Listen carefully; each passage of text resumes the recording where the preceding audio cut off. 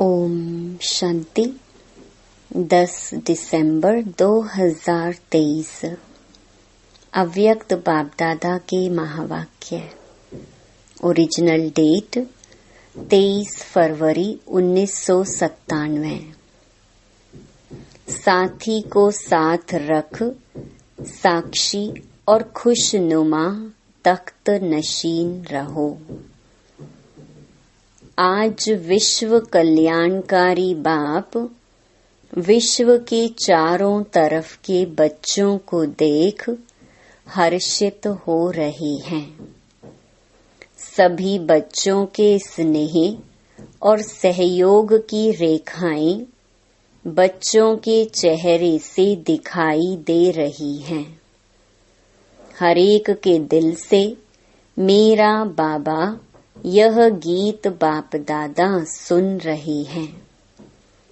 बाप दादा भी रिस्पॉन्ड में कहते हैं, ओ मेरे अति प्रिय अति स्नेही लाडले बच्चे।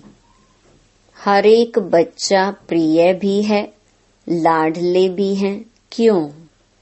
कोटों में कोई और कोई में भी कोई हो तो लाडले हुए ना। तो बाप दादा भी लाडले बच्चों को देख खुश होते हैं। बच्चों को भी सदा खुशी में डांस करते हुए देखते हैं और सदा देखने चाहते हैं। खुशी में रहते तो हैं, लेकिन बाप सदा चाहते हैं सदा खुश रहते हो या खुशी में फर्क पड़ता है। कभी बहुत खुशी, कभी थोड़ी कम और कभी बहुत कम। बाप ने पहले भी सुनाया है कि वर्तमान समय आप बच्चों की विश्व को इस सेवा की आवश्यकता है। जो चेहरे से, नैनों से, दो शब्द से हर आत्मा के दुख को दूर कर खुशी दे दो। आपको देखते ही खुश हो जाएं, इसीलिए खुशनुमा चेहरा या खुशनुमा मूरत सदा रहे। क्योंकि मन की खुशी सूरत से स्पष्ट दिखाई देती है। कितना भी कोई भटकता हुआ, परेशान, दुख की लहर में आए, खुशी में रहना असंभव भी समझते हो, लेकिन आपके सामने आते ही आपकी मूरत, आपकी वृत्ति, आपकी दृष्टि आत्मा को परिवर्तन कर ले। आज मन की खुशी के लिए कितना खर्चा करते हैं, कितने मनोरंजन के नए नए साधन बनाते हैं। वह हैं अल्पकाल के साधन और आपकी है सदा काल की सच्ची साधना। तो साधना उन आत्माओं को परिवर्तन कर ले। हाय हाय ले आवें और वहाँ वहाँ लेकर जाएं। वाह कमाल है परमात्मा आत्माओं की। तो यह सेवा करो। समय प्रति समय जितना अल्पकाल के साधनों से परेशान होते जाएंगे, ऐसे समय पर आपकी खुशी उन्हों को सहारा बन जाएगी। क्योंकि आप हैं ही खुश नसीब। खुश नसीब हैं या नहीं? अधूरे तो नहीं, है ही खुश नसीब। आप जैसा खुश नसीब सारे कल्प में कोई आत्माएं नहीं। इतना नशा चेहरे और चलन से अनुभव कराओ। करा सकते हो या कराते भी हो। ब्राह्मण जीवन में अगर खुशी नहीं तो ब्राह्मण बनकर क्या किया? ब्राह्मण जीवन अर्थात खुशी का जीवन। कभी कभी बाप दादा देखते हैं कोई कोई के चेहरे जो होते हैं ना, वह थोड़ा सा क्या होता है अच्छी तरह से जानते हैं, तभी हंसते हैं। तो बाप दादा को ऐसा चेहरा देख रहम भी आता और थोड़ा सा आश्चर्य भी लगता। मेरे बच्चे और उदास हो सकता है क्या? नहीं ना, उदास अर्थात माया के दास।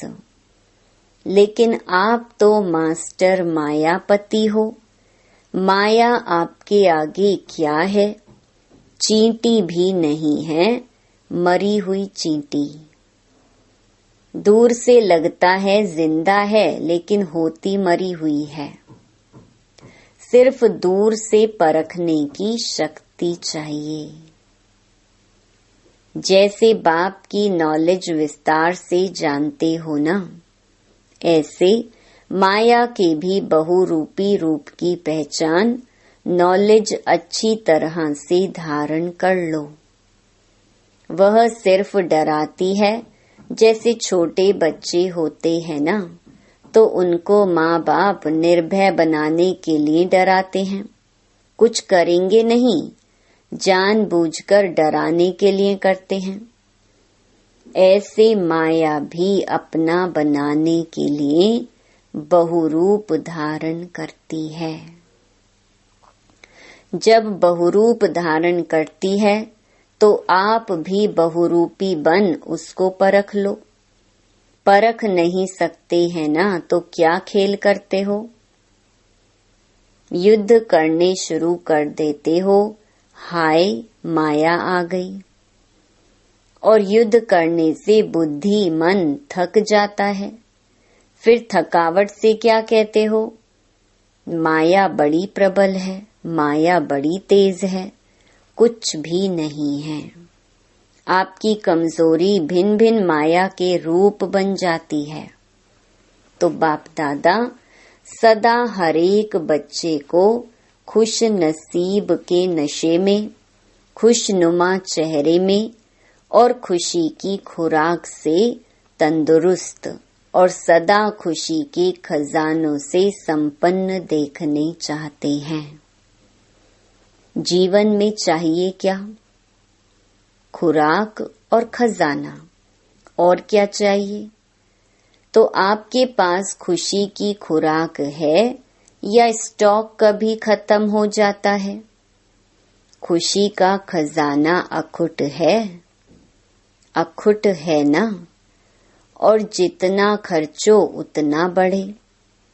अगर और कोई भी पुरुषार्थ नहीं करो, सिर्फ एक लक्ष्य रखो, कुछ भी हो जाए, चाहे अपने मन के स्थिति द्वारा, चाहे कोई अन्य आत्माओं द्वारा, चाहे प्रकृति द्वारा, चाहे वायुमंडल द्वारा, कुछ भी हो जाए, मुझे खुशी नहीं छोड़नी है। यह तो सहज पुरुषार्थ है ना, या खुशी खिसक जाती है? सहज है या कभी कभी मुश्किल है? दृढ़ संकल्प रखो और बातों को भूल जाओ। एक ही बात पक्की रखो, मुझे खुश रहना है। तो बातें क्या लगेंगी? खेल। और अपनी खेल देखने की साक्षीपन की सीट पर सदा स्थित रहो।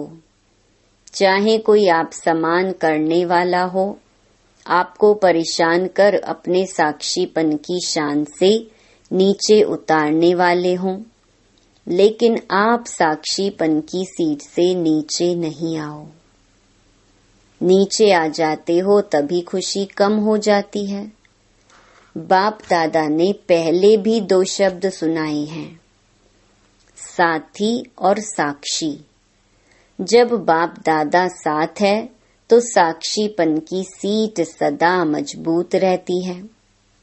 कहते सभी हो, बाप दादा साथ है, बाप दादा साथ है, लेकिन माया का प्रभाव भी पड़ता रहता और कहते भी रहते हो बाप दादा साथ है, बाप दादा साथ है। साथ है, लेकिन साथ को ऐसे समय पर यूज नहीं करते हो, किनारे कर देते हो। जैसे कोई साथ में होता है ना, कोई बहुत ऐसा काम पड़ जाता है या कोई ऐसी बात होती है तो साथ कभी ख्याल नहीं होता, बातों में पड़ जाते हैं। ऐसे साथ है यह मानते भी हो, अनुभव भी करते हो। कोई है जो कहेगा साथ नहीं है? कोई नहीं कहता। सब कहते हैं मेरे साथ है, यह भी नहीं कहते कि तेरे साथ है। हर एक कहता है मेरे साथ है, मेरा साथी है। मन से कहते हो या मुख से? मन से कहते हो। बाप दादा तो खेल देखते हैं। बाप साथ बैठे हैं और अपनी परिस्थिति में उसको सामना करने में इतना मस्त हो जाते हैं जो देखते नहीं हैं कि साथ में कौन है। तो बाप भी क्या करते? बाप भी साथी से साक्षी बनकर खेल देखते हैं। ऐसे तो नहीं करो ना। जब साथी कहते हो तो साथ तो निभाओ, किनारा क्यों करते हो? बाप को अच्छा नहीं लगता। बाप यही शुभ आशा रखते हैं और है भी कि एक एक बच्चा स्वराज्य अधिकारी सो विश्व अधिकारी है। आप लोग प्रजा हैं क्या? प्रजा तो नहीं बनना है ना। राजे महाराजे विश्व राजे हो ना। प्रजा बनाने वाले हो, प्रजा बनने वाले नहीं हो। राजा बनने वाले, प्रजा बनाने वाले हो। तो राजा कहाँ बैठता है? तख्त पर बैठता है ना। जब प्रैक्टिकल में राजा के नशे में होता है तो तख्त पर बैठता है ना। तो साक्षीपन का तख्त छोड़ो नहीं। जो अलग अलग पुरुषार्थ करते हो उसमें थक जाते हो। आज मनसा का किया, कल वाचा का किया, संबंध संपर्क का किया तो थक जाते हो। एक ही पुरुषार्थ करो कि साक्षी और खुशनुमा तख्त नशीन रहना है।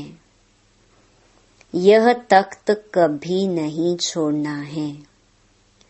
कोई राजा ऐसे सीरियस होकर तख्त पर बैठा तख्त पर हो लेकिन बहुत क्रोधी हो, ऑफिशियल हो तो अच्छा लगेगा?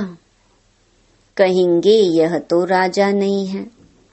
तो आप सदा तख्त नशीन है ना। वह राजे तो कभी तख्त पर बैठते, कभी नहीं बैठते। लेकिन साक्षीपन का तख्त ऐसा है जिसमें हर कार्य करते भी तख्त नशीन उतरना नहीं पड़ता है। सोते भी तख्त नशीन, उठते चलते संबंध संपर्क में आते तख्त नशीन। तख्त पर बैठना आता है कि बैठना नहीं आता है? खिसक जाते हो।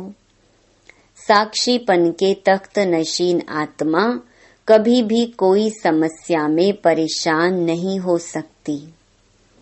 समस्या तख्त के नीचे रह जाएगी और आप ऊपर तख्त नशीन होंगे। समस्या आपके लिए सिर नहीं उठा सकेगी, नीचे दबी रहेगी। आपको परेशान नहीं करेगी और कोई को भी दबा दो तो अंदर ही अंदर खत्म हो जाएगा ना। तो बाप दादा को ऐसे समय पर आश्चर्य लगता है। आप नहीं आश्चर्य करना, अपने पर भले करना, दूसरे पर नहीं करना। तो आश्चर्य लगता है कि यह मेरे बच्चे क्या कर रहे हैं।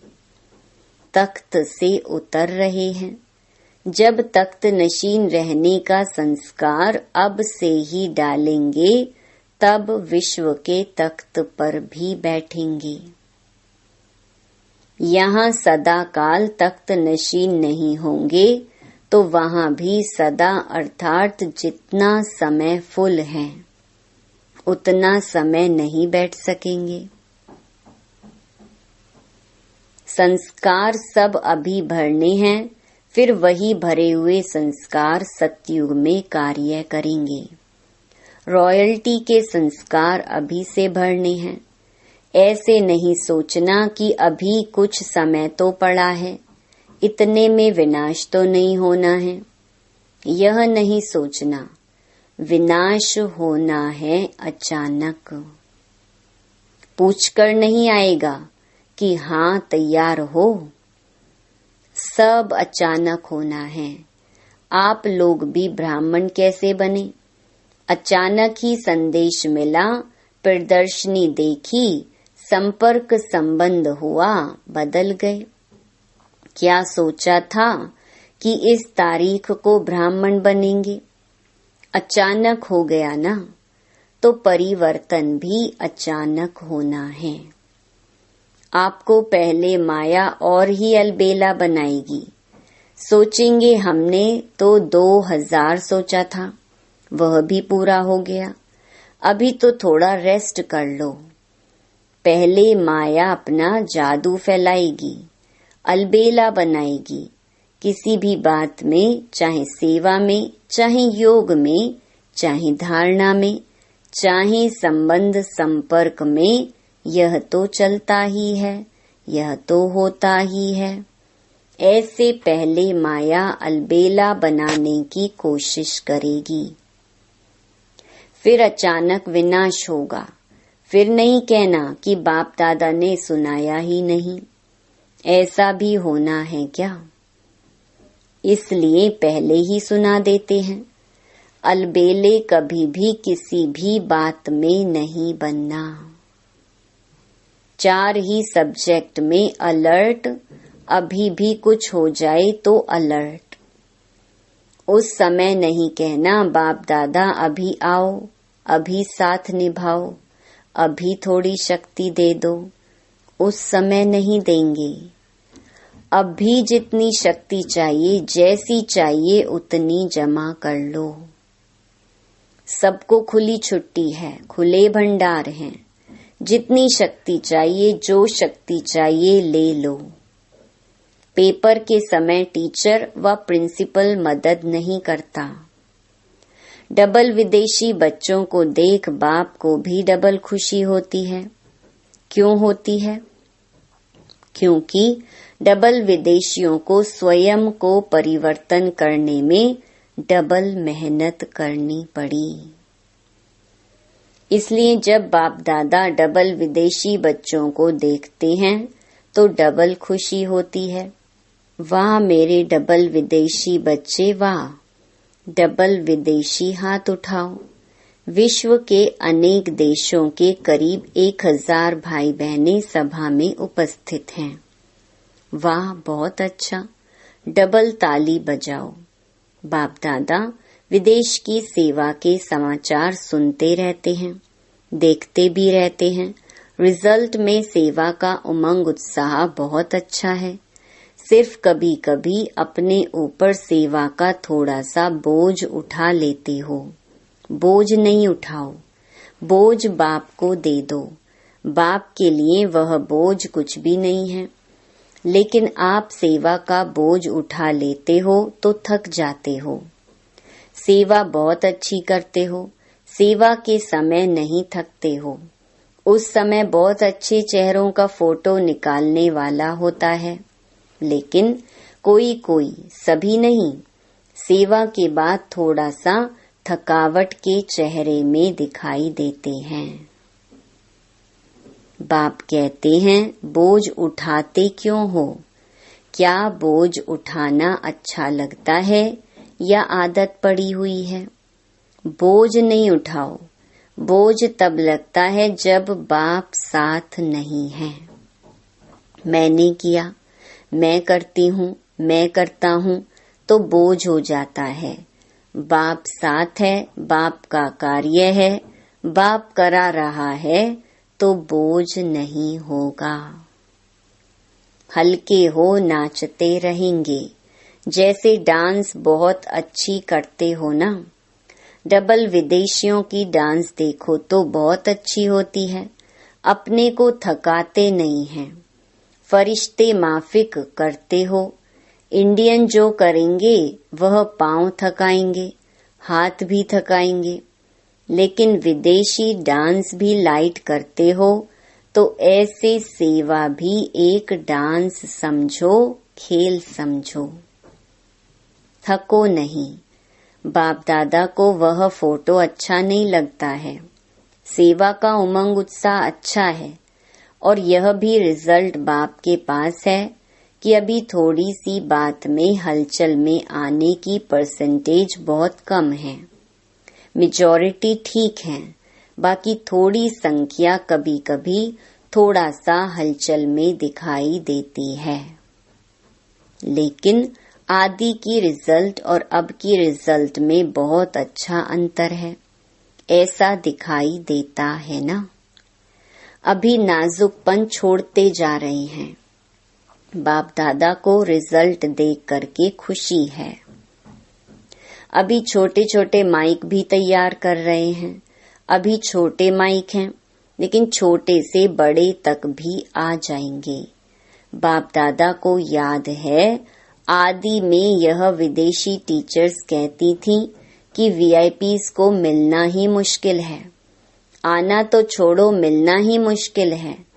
और अभी सहज हो गया है, क्योंकि आप भी वीआईपी हो गए तो आपके आगे वीआईपी क्या है। टोटल विदेश की रिजल्ट अच्छी है, सेंटर्स भी अच्छे हैं, वृद्धि को प्राप्त करते जा रहे हैं। भारत में हैंड्स नहीं है, नहीं तो भारत में भी सेवा केंद्र तो बहुत खुल जाएं।